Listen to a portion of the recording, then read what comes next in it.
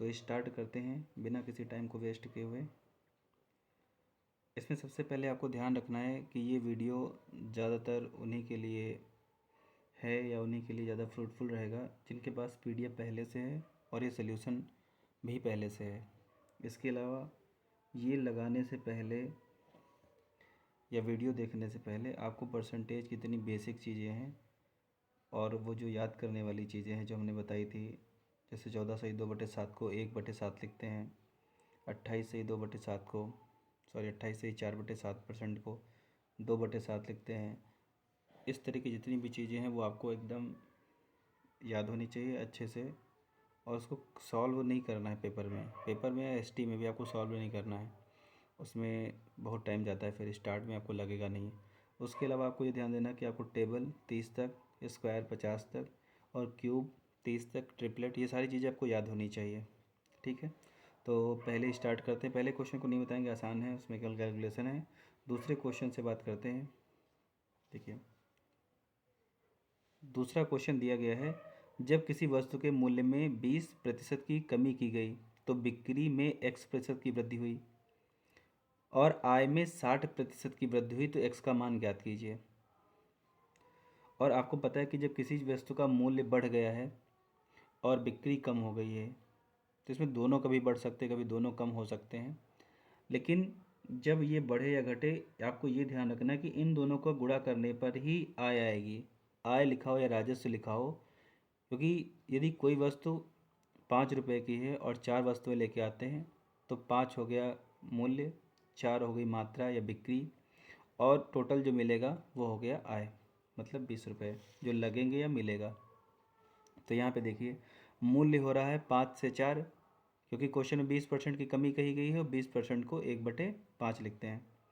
तो ये ध्यान रखेंगे आप, 20% को 1/5 लिखेंगे, 5 में 1 कम होगा, 5 से 4 हो जाएगा। बिक्री का हमको x दिया गया है, इसको भी हम छोड़ देंगे। फिर यहाँ पे आय दिया गया 5 से 8। अब 5 से 8 का मतलब है कि यहाँ पे कोई नंबर, 2 नंबर लिखे होंगे और उसके बाद 5 से 8 आया होगा। तो 5 को किस नंबर से गुणा कर दे कि 5 आ जाए, तो 1 होगा, और 4 को किस नंबर से गुणा कर दे कि 8 आ जाए, तो 2 होगा। इसका मतलब जो बिक्री है वो 1 से 2 हो रही है, और 1 से 2 होने का मतलब है डबल हो रही है। तो यहाँ पे आंसर कितना आ जाएगा इसका, 100% आ जाएगा। कोई 1 से 2 होने का मतलब 1 बढ़ रहा है, और 1 बढ़ने का मतलब है कि 1 पर 1 बढ़ रहा है, तो 100 पर कितना बढ़ेगा, 100%। ये आप इस चीज़ को ध्यान रखेंगे। फिर अगला क्वेश्चन है क्वेश्चन नंबर 3। यहाँ पे देखिए, इस क्वेश्चन में लिखा हुआ है, एक वस्तु के मूल्य में प्रत्येक वर्ष 20% की वृद्धि की जाती है। यदि तीसरे और चौथे वर्ष के अंत में कीमतों के बीच का अंतर 259 रुपये 20 पैसे है, तो दूसरे वर्ष के अंत में मूल्य का 40% कितना होगा रुपए में। तो आप यहाँ पे देखो, यहाँ पे तीसरे और चौथे वर्ष की बात की गई है, पहले दूसरे की बात नहीं की गई है। तो यहाँ पे चूँकि दूसरे और तीसरे का अंतर लेना है, यहाँ पे तीसरे और चौथे के अंतर का दिया गया, तीसरा और चौथा का अंतर दिया गया है, और हमको पहले और दूसरे का अंतर इसलिए लेना पड़ेगा क्योंकि इसमें बोला 40%। तो इसलिए हम दूसरे से स्टार्ट कर रहे हैं। हम एक वाला नहीं लिखेंगे, पहला वाला लिखेंगे तभी कोई फ़र्क नहीं पड़ेगा, लेकिन यहाँ पे जो 2 लाइन है, ये पहला लिखेंगे तो 3 लाइन हो जाएंगी, तो उसको लिखने का कोई मतलब नहीं है। तो ये 5 से 6 होगा क्योंकि 20% है, ये भी 5 से 6 होगा क्योंकि 20% है, चेंज हुआ नहीं है। और ये यहाँ पे खाली जगह रहेगी तो 6 हो जाएगा, यहाँ पे खाली जगह रहेगी तो 5 हो जाएगा। 5 को 5 से गुणा करेंगे 25, 6 को 5 से करेंगे 30, 6 को 6 से करेंगे 36। अब देखिए यहाँ पे डिफरेंस कितना है, 6, और क्वेश्चन में डिफरेंस कितना दिया गया है, 259 रुपये 20 पैसे। तो ये 6 का मान हो गया, और कितने का मान निकालना है, 25 का।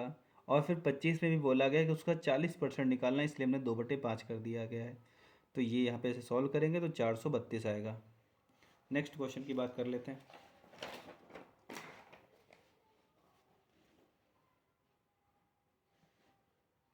अगला क्वेश्चन है क्वेश्चन नंबर 4। क्वेश्चन नंबर 4 में लिखा हुआ है, 4 नंबर क्वेश्चन तो कर लेंगे आप आसानी से, इसलिए 4 नहीं बता रहे हैं। क्वेश्चन नंबर 6, देखिए क्वेश्चन नंबर 6 में लिखा हुआ है, एक परीक्षा में श्रेया ने गणित में 90 में से 84, विज्ञान में 50 में से 45, कंप्यूटर में 25 में से 23 और अंग्रेजी में 80 में से 68 अंक प्राप्त किए। श्रेया ने किस विषय में सर्वाधिक प्रतिशत अंक प्राप्त किए। मतलब परसेंटेज यदि हम ज्ञात करें तो किसका ज़्यादा है, तो किस सब्जेक्ट में ज़्यादा है। तो एक तो आपके पास ये ऑप्शन है कि सबका परसेंटेज निकालो, जिसका ज़्यादा हो आपका आंसर हो जाएगा। दूसरा आप क्या कर सकते हो, देखो इसको, ये 80/90 है, सॉरी 84/90 है, ये 45/50 है, 23/25 है, 68/80 है। इन सबको जब हमने बहन को कैंसिल किया तो आ रहा है 14/15, 9/10, 23/25, 17/20। अब यहाँ पे हमने जो 14 और 15 के बीच का अंतर एक था, 9-10 के बीच का भी अंतर एक है, लेकिन 23 और 25 के बीच का अंतर दो है, और 17 और 20 के बीच का अंतर तीन है। अंतर अलग अलग है, यहाँ पे एक एक है, यहाँ पे दो, यहाँ पे तीन है। इसको बराबर करने के लिए तो एक एक, दो और तीन, सबका लासा छः आएगा, इसलिए हमने अंतर छः बना लिया है। तो देखो 84-90 का अंतर भी छः है, 54-60 का भी छः है, 69-75 का भी छः है, 34-40 का भी छः है। तो इसको बनाने के लिए जितने से गुणा हम अंश को करेंगे उतने से ही हर को करना पड़ेगा। तो ऐसे हमने बना लिया इसको। अब देखो यहाँ भी अंतर छः, सब जगह बराबर अंतर, तो जिसका अंश बड़ा होगा वो भिन्न बड़ी होगी। देखो अभी हम समझा रहे थे, हमको इसमें समझाना था, तो इसको हमने ऐसे किया है। अब आप सीधे देखो यहाँ पे, ये 14/15 है, 9/10 है, इन दोनों में इसका अंश बड़ा, तो ये नंबर बड़ा हो ही नहीं सकता, इसको हटाइए। अब देखिए यहाँ पे अंतर कितना है, दो, इसका जब डबल करोगे तो 28 हो जाएगा। जब यहाँ पे अंतर दो है और यहाँ पे अंतर एक है, तो इसको बराबर करने के लिए इसको डबल करोगे तो 28/30 हो जाएगा। अब यहाँ भी अंतर दो, यहाँ भी अंतर दो, तो ये भिन्न बड़ी है, ये बड़ी हो जाएगी। इसी तरह इसमें तुलना कर सकते हो, ठीक है। तो पूरा जरूरी नहीं कि हर बार आपको करना पड़ेगा, ठीक।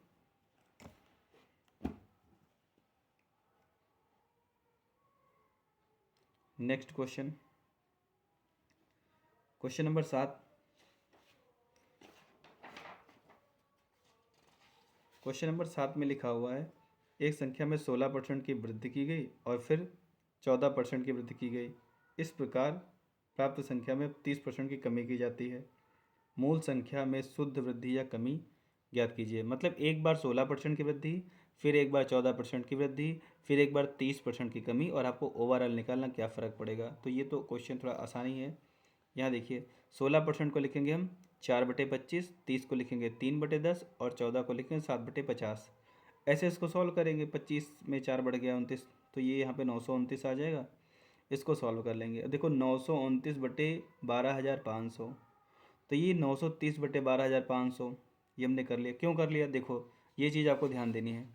यहाँ पे लिखा हुआ है नो डिक्रीज, मतलब कोई कमी नहीं हुई है। 7%, 9%, 6%, आंसर दूर दूर है, मतलब 6-7 का डिफरेंस तो एक ही है, लेकिन यहाँ पे 6%, 6 और 7 में डिफरेंस तो एक है, लेकिन यहाँ पे एक आएगा, मतलब आंसर ही 6 है, और 6 पर एक का अंतर। इस बात को आप समझो कि आंसर में क्वेश्चन में डिफरेंस है कि नहीं। देखो जैसे एक लिखा है 35,000, दूसरा ऑप्शन है 35,312, तो यहाँ पे 312 का अंतर है, यहाँ पे अंतर एक का है। लेकिन कभी कभी ऐसा हो सकता है कि ये ज़्यादा क्लोज है, ये कम क्लोज है। क्यों, क्योंकि यहाँ पे एक का तो अंतर है, लेकिन आंसर ही 6 है।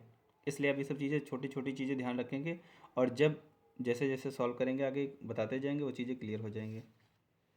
अब देखो यहाँ पे हमने क्या किया, 929 था, 930 कर लिया, मतलब हमने अंश को बड़ा किया।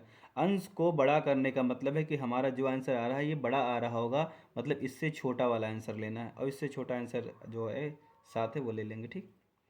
अगला क्वेश्चन देखिए, ये क्वेश्चन आप थोड़ा ध्यान रखेंगे, इसमें कॉन्सेप्ट ज़्यादा इंपॉर्टेंट है। क्वेश्चन नंबर 8 में क्वेश्चन की कोई बात नहीं है। यहाँ पे देखिए, यदि पेट्रोल की कीमत में 19% की वृद्धि होती है और सुनीता पेट्रोल पर केवल अतिरिक्त 12% का खर्च करने का इरादा रखती है, तो खरीदे गए पेट्रोल की मात्रा में कितने परसेंट की कमी होगी। यदि कोई चीज़ 19% वृद्धि हो रही है तो आपको खर्च भी 19% बढ़ जाएगा, लेकिन आप चाहते हो कि 12% ही बढ़े, तो आपको कुछ जो आप खर्च कर रहे हो, मतलब जो उसकी मात्रा ला रहे हो, वो थोड़ा कम लानी पड़ेगी। तो उसमें कितना परिवर्तन करना पड़ेगा, देखिए कीमत, यहाँ पे देखिए कीमत 100 से 119 हो गई है, और आपको पता है कि कीमत या मूल्य को जब मात्रा से गुणा करेंगे तो आएगा खर्च। तो कीमत 100 से 119 हो गई है, और आपको यहाँ पे 100 से 112 करना है। तो 100 से 112 करने का मतलब है कि यहाँ पे कोई नंबर रखें और उसको इससे गुणा करें तो ये आ जाए, और 119 को किस नंबर से गुणा करें कि 112 आ जाए। तो देखो यहाँ पे तो कोई गुणा करने की जरूरत नहीं, क्योंकि 100 है, 100 आ जाएगा, एक से गुणा करना पड़ेगा।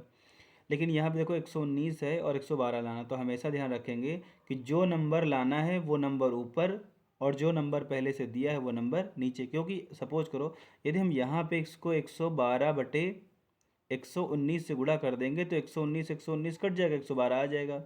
तो हमको गुणा किससे करना है? 112 बटे 119 से, और जो अनुपात में जो नीचे होगा वो इधर आ जाएगा।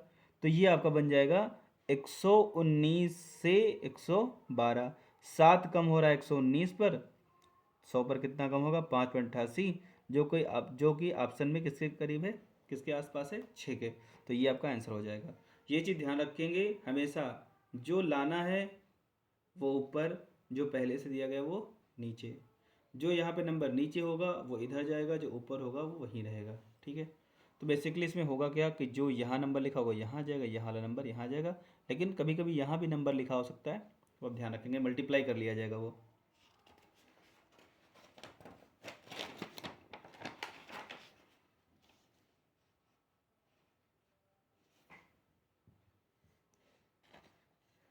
क्वेश्चन नंबर 9 में भी इसी तरह का है, तो ये आप कर लेंगे। 56 लाना था तो 56 ऊपर, और 59 दिया था तो 59 नीचे, 59 से 56 हो जाएगा। क्वेश्चन नंबर देखिए 10। क्वेश्चन नंबर 10 में कहा गया है अमन की वार्षिक आय 20 लाख रुपए की वृद्धि हुई है आय में, लेकिन उसे आय पर जो कर देना था वो उसे 20% से घटकर 16 कर दिया गया है। अब वह पहले की तरह ही टैक्स चुकाता है, उसकी नई आय कुल कितनी है? मतलब टैक्स जो उसको देता था पहले, अपनी सैलरी का 20% देता था, अब 16 देता है। लेकिन टैक्स का जो मूल्य था, जैसे मान लो पहले 8,400 देता था, तो अभी भी 8,400 ही दे रहा है। वो इसलिए दे रहा है क्योंकि पहले 20% निकालते थे, कोई सैलरी रही होगी पी, तो उसका 20% निकालते थे, लेकिन अब सैलरी बढ़ गई तो उसका 16% ही पहली वाली सैलरी के 20% के बराबर है। तो यहाँ पे देखिए, पहले सैलरी एक्स थी तो एक्स प्लस 20 हो गई। एक्स प्लस 20 हमने क्यों कहा? क्योंकि 20 लाख की वृद्धि हुई है, क्वेश्चन में लिखा हुआ है। और यहाँ पे ये जो नंबर है ये लाख में है, ये ध्यान रखेंगे आप, ये यहाँ पे जो नंबर है ये लाख में है, तो इसका मतलब एक्स भी किस में आएगा? लाख में आएगा, क्योंकि लाख लाख में जुड़ेगा, हज़ार हज़ार में जुड़ेगा। और पहले ये 16 था और कितना है? 20 है। ये हमने क्यों किया, ऐसा क्यों किया? देखो यहाँ पे ये जब काटेंगे इसको, ये 16 बटे, पहले आप देख लीजिए हमने 20 क्यों किया, क्योंकि इसका मतलब पहले का 16% और दूसरे का बाद वाले का, सॉरी पहले वाले का 20% और बाद वाले का 16% आपस में बराबर होंगे। तो मतलब ऐसे आप लिखेंगे ना, जैसे P गुड़े 16 बराबर Q गुड़े 20। तो जब आप P/Q निकालेंगे तो 20 ऊपर आता है और 16 नीचे, मतलब इसके सामने ये आ जाएगा, इसके सामने ये जाएगा, तो इसलिए हमने 16 और 20 लिख दिया। फिर जब इसको काटेंगे तो 4 एकम 4 और 4 बच्चे 20। अब यहाँ पे एक्स एक्स नंबर सेम था कि नहीं था? जो नंबर यहाँ था वही नंबर यहाँ था, तो इस 5 को हम 4 और 1 में तोड़ लिए हैं, तो ये 4 और 1 हो गया। इसका मतलब 20 का मान 1 है, जो हमने 20 माना था वो मान 1 है। जब 1 का मान 20 है और ये हमने कहा था लाख में है, तो फिर 4 का मान कितना हो जाएगा? 80 लाख। यदि पुरानी सैलरी पूछता, मतलब नई वाली सैलरी पूछता, तो ये पूरा 100 लाख आ जाता, मतलब 1 करोड़ आ जाता। ठीक है। इसके बाद देखिए, ये सेम वही चीज़ है, ज़्यादा डिफरेंस नहीं है, एकदम सेम है। अब देखिए क्वेश्चन नंबर 11। क्वेश्चन नंबर 11 में कहा गया है एक से बड़ी संख्या के संदर्भ में स्वयं और उसके व्युत्क्रम के बीच का अंतर स्वयं और उसके व्युत्क्रम के योग का 25% है। मतलब एक कोई संख्या है और उसका व्युत्क्रम, एक कोई संख्या है और उसका व्युत्क्रम, इन दोनों का जो अंतर है वो इन्हीं दोनों के योग के 25% के बराबर है, क्योंकि दो संख्याएं, मतलब एक संख्या है उसका व्युत्क्रम है, तो ओवरऑल दो संख्याएं हो गई, तो उनका अंतर हमेशा कम होगा और योग हमेशा ज़्यादा होगा। तो योग 4 गुना है, या अंतर 1/4 है, 25% का मतलब ही 1/4 है। तो ये देखिए इसमें क्या करना है, लेट नंबर बी एक्स, हमने नंबर एक्स मान लिया, तो एक्स का व्युत्क्रम कितना आएगा? 1/x आएगा। तो पहले इन दोनों का योगफल और नीचे इन दोनों का अंतर। क्वेश्चन में अंतर पहले लिखा, तो चाहे यदि अंतर पहले लिखेंगे तो हम 1 ऊपर लिखेंगे, यदि ये पहले लिखेंगे तो 4 लिखेंगे, क्योंकि योगफल हमेशा ज़्यादा होगा। अब आप हमेशा ध्यान रखेंगे, यहाँ पे हम लगाने वाले हैं कंपोनेंडो डिमेंडो, जिसको बोलते हैं हिंदी में योगा अंतरानुपात। आप ध्यान रखेंगे जनरली तभी लगाते हैं ज़्यादातर जब नंबर सेम होते हैं, एक में प्लस एक में माइनस होता है। दूसरी चीज़ आप ध्यान रखेंगे कि जो नंबर दोनों में प्लस है, जैसे कि एक्स, सीधे जब सॉल्व करेंगे तो ये आ जाता है ऊपर, और जो दोनों एक में प्लस एक में माइनस आता है वो आ जाता है नीचे। और इधर ये 4 और 1, एक बार अंश में हर को जोड़ना है 4 और 1, और एक बार अंश में ही हर को घटाना है। तो ये जब x ऊपर जाएगा एक्स स्क्वायर हो जाएगा, यहाँ पे 5/3 हो जाएगा। तो इसको आप आगे सॉल्व कर लेंगे, ठीक है। और इसमें बोला गया था कि संख्या के चौथी घात उसके वर्ग के, तो यहाँ पे जब एक्स स्क्वायर लिखा था 5/3 हो जाएगा, और जब एक्स की पावर 4 निकालेंगे तो 25/3 हो जाएगा। आगे का आप बिल्कुल सॉल्व कर लेंगे, ठीक है।